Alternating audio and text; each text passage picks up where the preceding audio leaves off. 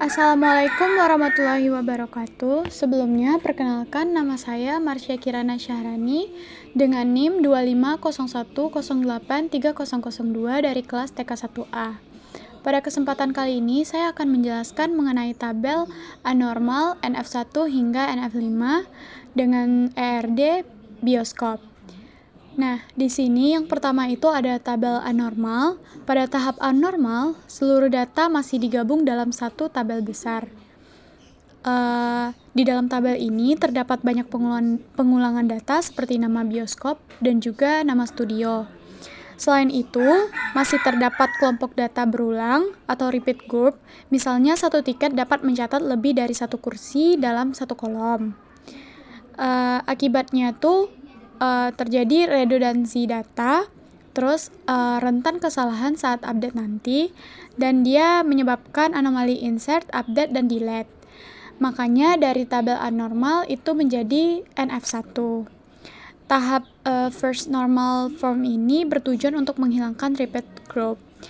Dan pada tahap ini, setiap kolom harus memiliki nilai atomik, artinya satu kolom hanya berisi satu nilai.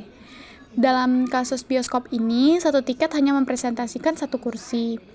Tidak ada kolom yang berisi banyak nilai. Namun, pada NF1, data masih berada dalam satu tabel.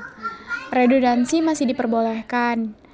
Terus, dari NF1 akan diubah menjadi NF2. Di sini, tahap NF2 ini dilakukan untuk menghilangkan ketergantungan parsial. Artinya, setiap atribut non-primer harus bergantung sepenuhnya pada primary key.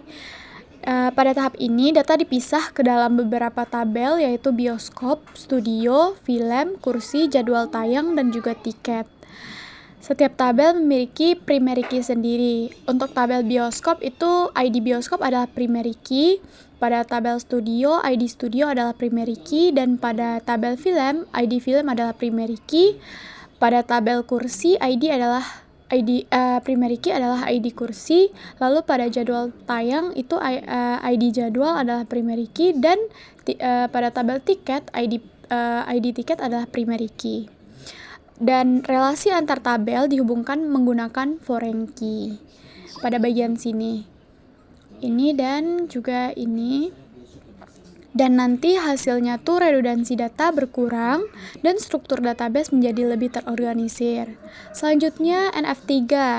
Nah, di NF3 itu akan menghilangkan ketergantungan transitif. Dan pada database bioskop ini, nama bioskop hanya bergantung pada ID bioskop, dan judul film itu bergantung pada ID film. Lalu nama studio itu juga bergantung pada ID studio. Karena hal tersebut tidak ditemukan ketergantungan transitif, maka struktur tabel pada NF2 sudah memenuhi NF3. Begitu juga dengan NF4. Pada NF4 ini tidak ada atribut yang menyimpan banyak nilai independen dalam satu tabel. Setiap atribut hanya memiliki satu nilai. Oleh karena itu, struktur tabel NF3 tadi telah memenuhi NF4 pula, sehingga tidak terjadi perubahan pada tabel. Dan yang terakhir ini adalah NF5. Pada tahap NF5 ini dia bertujuan untuk menghilangkan join dependency yang kompleks. Nah, hal itu terjadi jika sebuah tabel dapat dipecah menjadi beberapa tabel dan kemudian digabung kembali tanpa kehilangan informasi. Namun, tidak berdasarkan kandidat K. Pada database bioskop ini, semua relasi sudah dipecah secara optimal, dan penggabungan tabel hanya terjadi melalui primary key dan juga foreign key. Sehingga struktur NF4 itu sudah memenuhi NF5. Nah, diam nih Kela. Mama.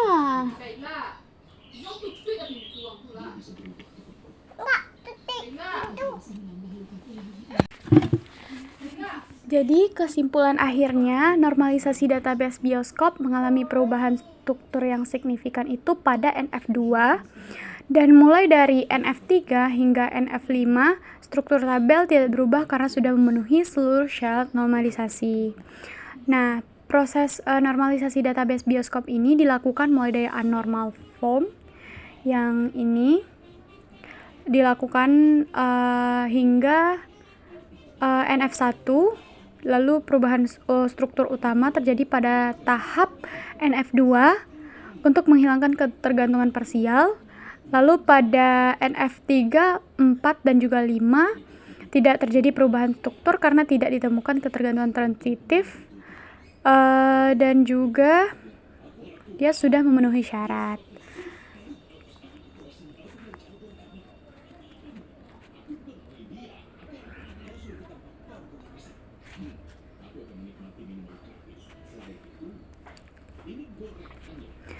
Nah, untuk penjelasan tabel perbandingannya, untuk anormal itu jumlah tabelnya 1 dan bentuk strukturnya itu dalam satu tabel besar.